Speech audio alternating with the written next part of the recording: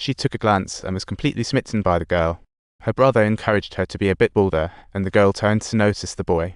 The boy's face was beaming with confidence as he seized the opportune moment, while his brother gave him a suggestive smirk, subtly hinting that it was indeed the right time to seize the opportunity tonight. Thus began the whimsical journey of love, but not every romance ends sweetly. Some folks just don't deserve it. Your name is Issa, born in a Mexican slum. Life started rocky, family too poor for basics. But Mom had a peculiar hobby. You never knew who Dad was, and soon she abandoned you. You longed for a home, but the orphanage said you didn't deserve one until a distant relative sent you a ticket to hope. Postcard from a distant relative promised stardom. You vowed to chase your dream at any cost, and one day succeeded.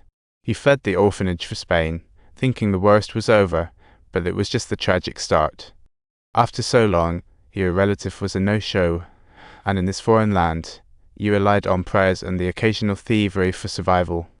You knew you might get kicked back to where the chickens don't lay eggs, but fate had other plans. A fellow named Hannibal showed up. He swooped in, bought you off the cops, treated you to a fancy dinner, and helped secure your legal stay in Spain. Just when you thought hope was rekindled, life slapped you with another twist. It was bound to be messy. Feeling lost and helpless, burdened by debt, Jimmy offered you unprecedented affection and taught you how to survive here. Disguise yourself with a mask. Until one day, a boy looks at you with pure eyes, asks your name, and you realize this is love. You had an unforgettable night and agreed to meet the next day, but Matt faced a sentence back to prison with him. It was just a beautiful mistake. Deep down, you felt the girl like you didn't deserve love, so come the next day, neither of you showed up for the date. Soon enough, bad luck struck. Hannibal rolled out the money-making venture, with guests wearing masks that were terrifying enough to cause nightmares. Though the masks hid their faces, they couldn't disguise their wicked. They chose their favorite girls as if they were at a buffet, but little did they realize everything they did was being secretly. You and a few close friends became the managers of this little circus, which naturally attracted a swarm of wealthy patrons. Besides Hannibal, no one knew their real identities until one fateful day, when all hell broke loose, and you were horrified by the cries coming from a container. From that moment on, you never saw Vanna again, and soon Hannibal picked a new schemer from below, so you all began hatching, and little by little, you began to stash away tips, thinking new life was starting, only for the new schemer to snitch to Hannibal. Your hard-earned stash was snatched, plus a beating by Hannibal's goon, Seth. Just when you thought you were stuck for life, hope knocked again. Emma discovered Hannibal and the new schemer were up to some shady business. She plotted a perfect scheme. Hannibal's glamorous parties were nothing but a front to blackmail the guests with hidden cameras.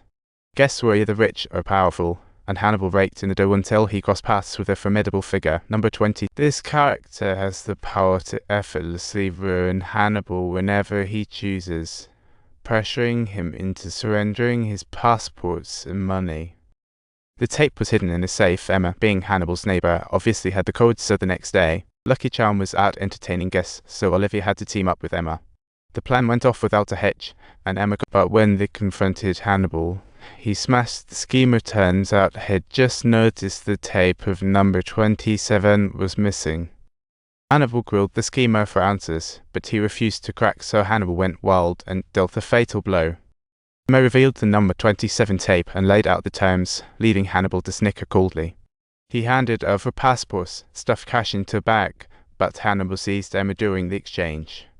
Olivia hesitated to shoot as Hannibal had the upper hand, mercilessly hitting Emma while Olivia struggled in vain. Chaos ensued, and Emma saw the schemer getting hurt. With a spark of genius, she swapped Olivia's clothes onto the schemer. She stuffed passports in her pocket, realizing they couldn't wait. With Hannibal gone, Jimmy could start anew. Plus, they needed Jimmy to convince the cops that Olivia had kicked the bucket. Olivia was distraught, not wanting to abandon Jimmy. Emma left Jimmy a message saying the plan blew up. Hannibal had taken out Olivia and now was making his getaway with Emma. They took the tape, cut loose Hannibal, and everything went as planned. The cops mistook the body for Olivia's. Upon seeing the poorly disguised Olivia, Jimmy's heart shattered. Emma left him a picture with a note saying forgive. Meanwhile, the two fled the country, landing in the hands of Emma's old buddy. The Abbey's master gifted them new ID. They locked the tape away with double insurance each with the key. Emma became a nun, as if that wouldn't raise an eyebrow. Meanwhile, Olivia met Matt, thinking she had left her cringeworthy youth behind when the phone rang. That call completely shattered her daydreams, so she devised a plan to trick Matt into a business trip to Germany. Once Matt left, she darted to the bank, blowing out every last dime because someone promised to take her to see her kid. But the catch? €50,000. When Olivia arrived at the hotel, who was there to greet her but Hannibal's muscle, Seth? The bald guy just so happened to be the cop from the nightclub murder case. Olivia asked how they tracked her down, and the forensic report indicated the deceased was infertile, but fact was, Olivia had a daughter. Seeing the pendant on her daughter, Olivia was convinced. They claimed Fowler was gravely ill, only a biological mom could save her with a transplant. But Matt found it ridiculous, perhaps a lie, while Olivia believed it. She got a text from her dad setting a meet for tomorrow. If you enjoyed this story, don't forget to subscribe.